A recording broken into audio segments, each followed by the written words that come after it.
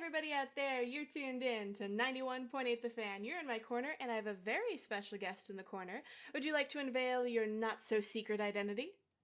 Hello, I am Alejandro Saab. I am a voice actor for, I blanked on my entire resume just now.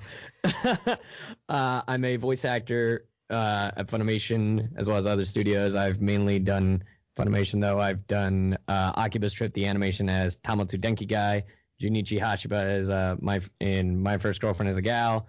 Leonard von Glonsreich and The Royal Tutor, as well as many other shows that I could just list off, but we'll be here for a minute. And you also have your own YouTube channel. Yeah, I have my YouTube channel where I play games known as Keggy Films, and then I also have a cover band known as We.B or Weeb. Oh man, I feel like I have a behind-the-scenes story. I gotta tell you with that name. That's fantastic. Can't tell on air. But well, so for the fans who might not be familiar with you, I like to start with the most basic of basic questions that you've probably been asked 1,000 times, which is what sparked your interest into acting? Honestly, like what sparked my interest initially was just my friend. He back in the day, I used to be in the machinima community, which is essentially a cinema, a film made through a video game, kind of like Red versus Blue. And he's like, hey, could you read this for me? And it was a script for this machinima, and he wanted me to be a cop. Mind you, at the time, I was 14, and he wanted the cop to sound like a cop. And I was like, so, Santarac. Back then, I used like a pitch filter and everything, and I just read it, and it was terrible. But then after a while, like that, he kept asking me, something just happened. And it's like, this is like fun. And for me, when it comes to like jobs, like they have to be fun if I want to do it, which is why I keep doing YouTube and why I keep doing voice acting, among other things. It's just fun for me. And like it sparked an interest, and then like I started paying attention more to like voice acting and acting. Like specifically, I fell in love with like anime and musicals as well as like video games, and I actually started paying attention to each voice. And I was like, I want to do this. Like I want to do this professionally because it sounds like it would be a really fun time. So once you decided this is what you wanted to do, how did you hone your skills? I practiced every day, and I looked it up. Because a lot of fans always ask, and even back then, I would always ask, how'd you get into voice acting, or how do you do it? And I just Googled it, and like I found this podcast called The Voice Acting Mastery, and there were a bunch of tips on there. I looked up that. I think it was like D. Bradley Baker's website, which is voiceacting.com or voiceover.com, something like that. I can't remember right now. But I just looked up a bunch of things. I started taking theater classes in high school. I took drama, which in high school is essentially just improv, or at least it was for me. I also took like a year of theater, and I went from there. And honestly, I just kept practicing every day, like trying to do my best to like imitate a little bit of like what I heard was good. And then I went from there and give my own spin.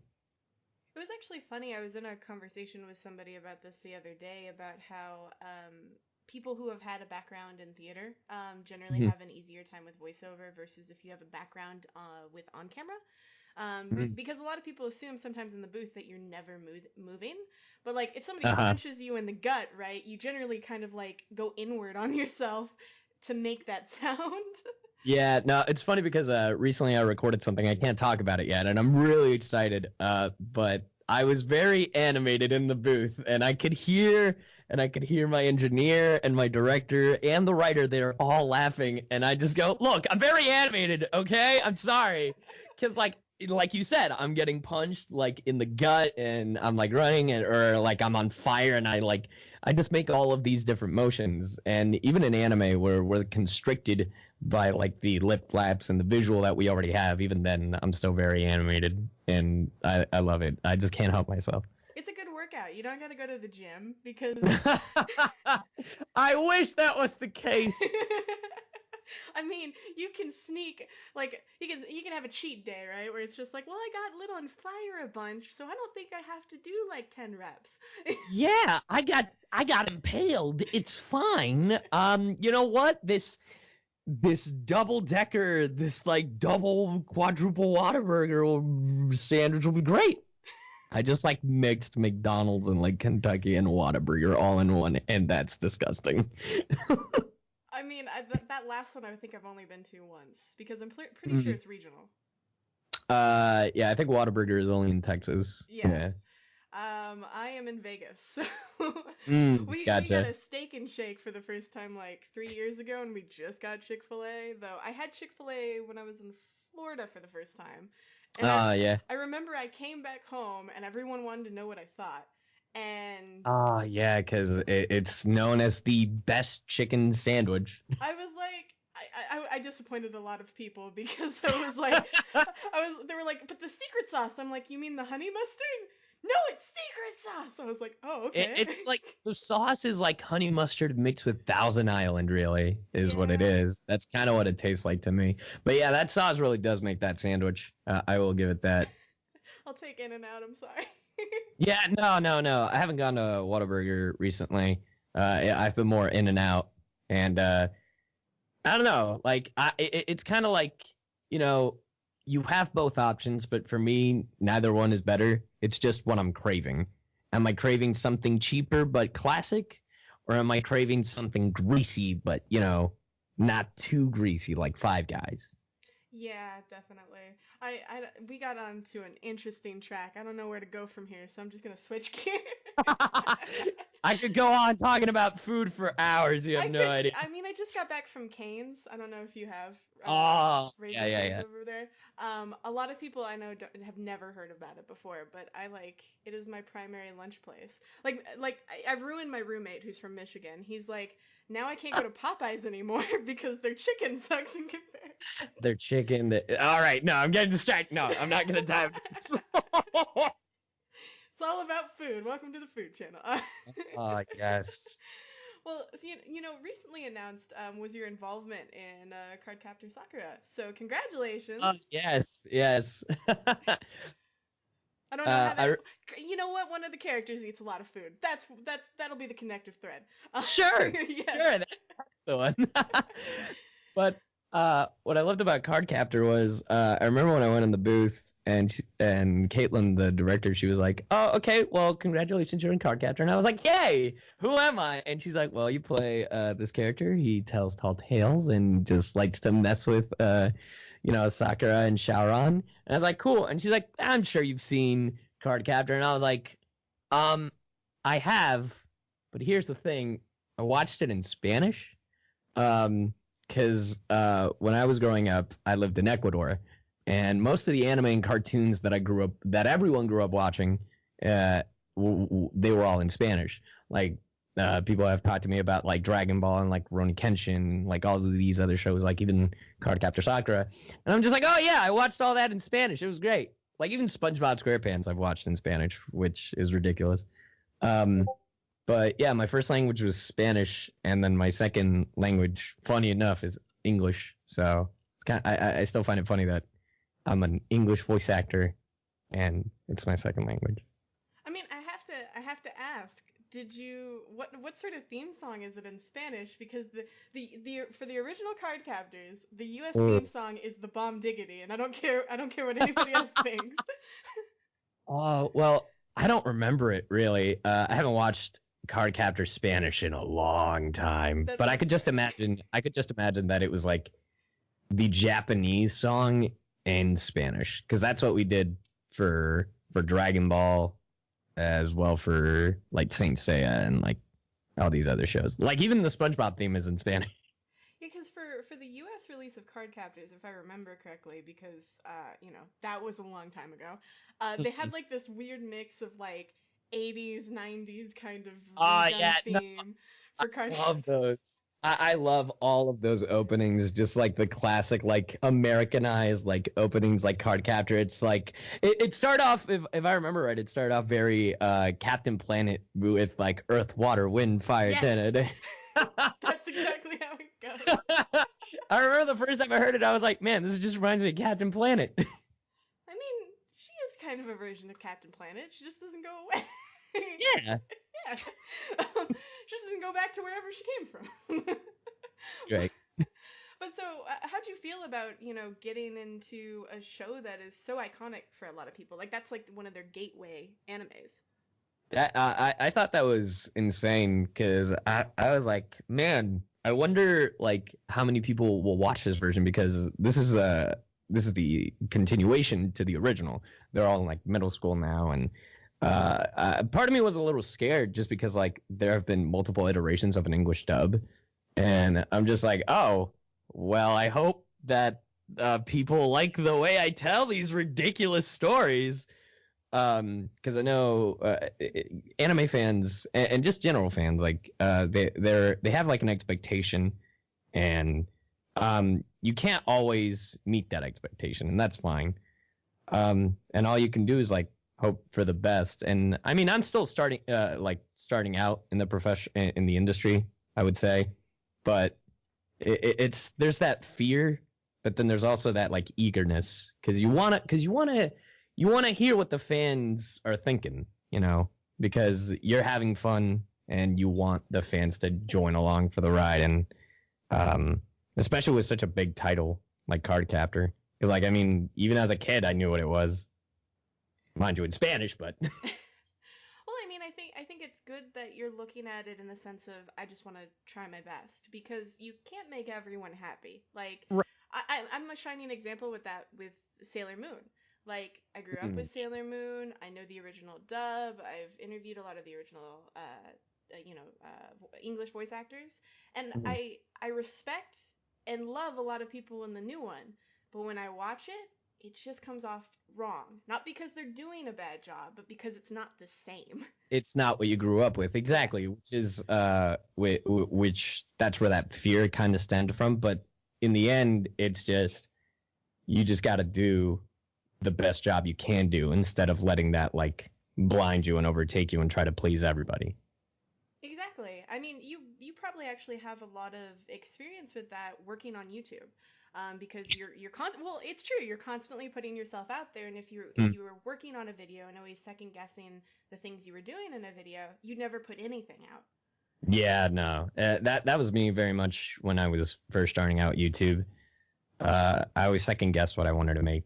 Like I remember when because I do a lot of commentaries now. I remember back in the day, I made fun of people who did commentaries because I was like, that'll never take off. And then little did I know, it like changed the YouTube game entirely and its algorithm. Um, but it's all because like there was a one friend that just pushed me into doing it. So honestly, trying new things is always fun. And and honestly, that's the best thing I could just tell people. It's like, hey, you want to try something? Do it. As long as you're having fun. I mean, I agree with you 110% when it comes to that. Um, I mean, that's the whole reason most of us still work at 91.8 The Fan. It started out of fun, and now it's a job. I don't know how that part happened. But Yep. that's life. Yep. That's how it is. So, mentioning YouTube, YouTube has gone through a ton of changes in the past Oh, yes. 6 months. It would be very difficult to pinpoint each and every one and go over them, but how do you feel as a creator with them consistently changing the algorithm or the platform?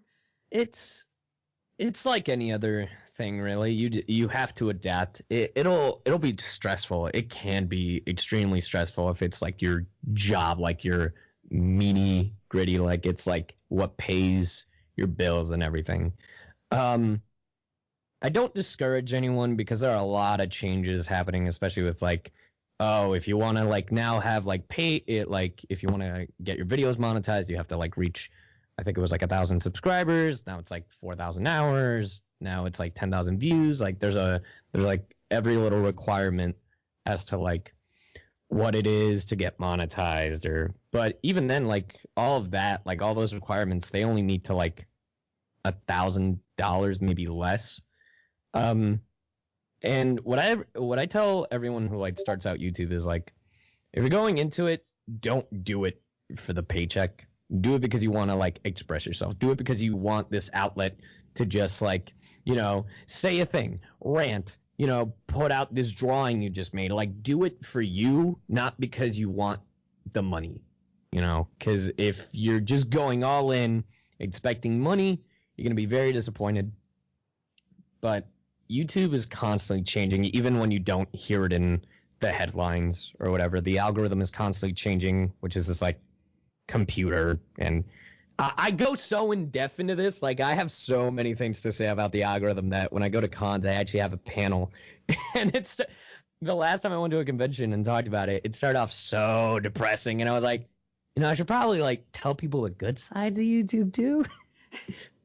Well, I mean, it is, to a certain degree, it is a business if you're, so giving people false pretenses that everything is all rainbows and unicorns isn't good either. It's not healthy for anybody, so. Yeah, that is definitely not what you would want. But you also don't want to be like that cynical old guy, Yeah, you gotta find the balance. You don't want to be Scrooge. You don't want to be like, YouTube sucks. I remember back in my day. I remember back in 2007 when it was all about views. Now it's about minutes watched. And now you can't even get your videos monetized. They get demonetized. It's stupid. Yeah, it can be a little bit. But since you mentioned conventions, are there any that you are scheduled to appear at in 2018? In 2018, I actually have a con next week. I'm going to be in the Round Rock area for UshiCon. I'll also be in Triad Anime Con in North Carolina and Delta H Con in Houston. I think there are other cons, but I can't talk about them yet. That's fair. We don't want to get you in trouble with any any people or any NDA ninjas. Oh, yes. Are there any other projects that you have coming out soon that you want the listeners to know about? Oh, there are two that I really want to talk about, but I can't. There are two. Oh God, I can't wait for those. Well, I recently announced that I joined the Sword Boys in Token Rambu Hanamaru. I played Taikogane Sadamune, who is this blue-haired dashing boy. Other than that, I've been the pink hippo in the meme-infested anime known as Pop Team Epic, which is one of my favorite shows of the season because it's just pure memes. And then there's Cardcaptor Sakura. Oh, I can say that I believe it's on next week. Occupus Trip the animation comes out on DVD and Blu-ray, and that was my very first lead performance, so that's really cool. Awesome. You just got to get like 8 copies and find different places in your house to put them. Yeah. It's like, find the Akiba. Is it in the laundry basket? No. Is it under the bookshelf? No. So for those announcements that you can't talk about yet, I'm assuming you'll announce them on Twitter and Facebook and all that fun stuff? Mm-hmm. So where can the fans stalk you in a nice way there? You can stalk me at Keggy Films on Twitter, and on Facebook, I believe it's Alejandro Saab VA, if not VO. But yeah, I will definitely be announcing them. I'm pretty sure one I'll be announcing next week, so keep an eye on that. That'll be real. That's exciting. Well, that is awesome. And since we're nearing the end of this interview, I was curious if I could ask if you'd be willing to participate in a 91.8 The Fan tradition. Sure. What is it? I'm glad you agreed without figuring out what it was. We basically ask everyone, whether they're a voice actor or not, if they'd be willing to do a radio bump for us. The trick of it, however, is that we do the takes live on air. Oh no. Okay. We basically ask if you could say, hello, my name is, I do this, and you can put whatever you want there, and you're tuned into 91.8 The Fan. Oh, I feel like I'm going to mess this up so badly. You wouldn't be the first, and you won't be the last. Oh, God. Am I doing it now? Yep. Oh, okay. Oof. All right. Hi, I'm Alejandro Saab. I'm a voice actor, YouTuber, and just an overall idiot, and you're listening to 91.8 The Fan. You didn't screw up. Look at that. I stumbled a bit, but you didn't catch it. You said the name right, which was the important part for us. Good. Close enough. Yeah, thank you so much for today. Is there anything else you'd like to tell the listeners out there? Any words of wisdom, dating advice, predictions for the end of the world? All right, here's some great dating advice. And I'm going to let you know because it worked out for me. And I love her very much. Just saying, if you ever find a girl that likes anime, just voice act in one of her favorite shows and send her a picture of yourself in the booth saying, guess what I'm recording? No, but actually don't do that. Just be yourself, and just don't be a jerk. I'd say it a different way, but honestly, you'll just be a lot happier in your life if you're not a jerk. Just be happy and, support those around you. And you'll just have a way better life and you'll probably make friends. I think that's as good advice as any. And for any of the fans out there that missed any of this interview, don't fret. You can find it on the website within the next few days. So keep your eyes peeled to 918thefan.com and your ears tuned to 91.8 The Fan, where we play everything you want and nothing you don't.